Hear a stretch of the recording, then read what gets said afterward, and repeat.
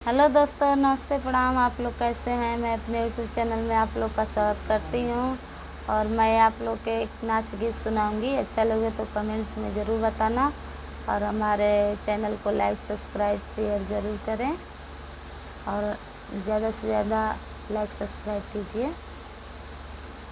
बहुत सुंदर है नाच गीत, लास्ट तक सुनिएगा आप लोग। मोटर खूले झझकार, मोटर खूले झझकार, जाला नैहरे की ओर हमारे बाड़े दूल्हा। जाला नैहरे की ओर हमारे बाड़े दूल्हा।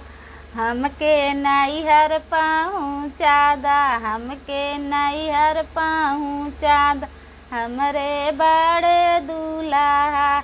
नैहर से का ले अइबू, नैहर से का ले अइबू, हमारी बड़ी धनिया। छगोलाई का ले अइबो, छगोलाई का ले अइबो, हमरे बड़े दूल्हा।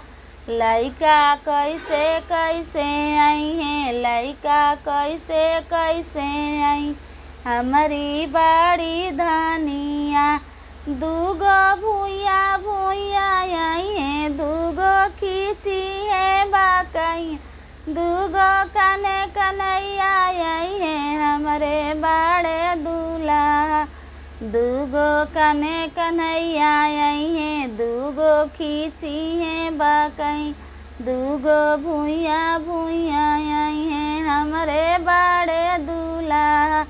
लइका का खाई हैं, लइका का खाई, हमारी बड़ी धनिया। दूगो दाल भात खाई है, दूगो रेवड़ी चबाई है, दूगो चना चबाई, हमरे बड़े दूल्हा।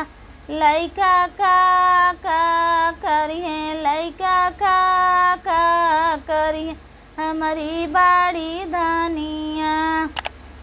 दूगो उर्बी पूर्वी जाई है, दूगो कारी है किसानी, दूगो बकरी चरई है, हमारे बड़े बलमू। दूगो उर्बी पूर्वी जाई है, दूगो